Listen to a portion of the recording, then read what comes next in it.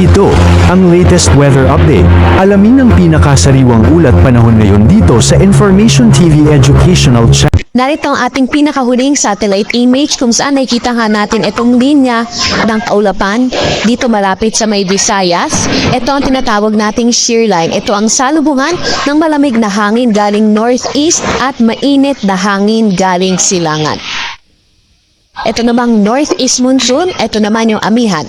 So itong shear line, inasahan nga natin makakaapekto sa Visayas at northeast monsoon makakaapekto sa may Luzon area. Itong shear line ay magdadala ng mga pagkulan sa malaking bahagi ng Visayas, inang bahagi din ng Bicol region at maniit na bahagi ng Caraga area. At cloudy skies with rains yung dadalhin naman na pagwala ng northeast monsoon sa ilang bahagi ng Luzon. Sa kasalukuyan, wala naman tayong minomonitor na low pressure area or bagyo sa loob or malapit sa ating Philippine Area of Responsibility. Gayunpaman, patuloy nating minomonitor itong cloud cluster sa boundary ng ating Philippine Area of Responsibility. Kaya patuloy tayong magantabay sa mga ilalabas na update na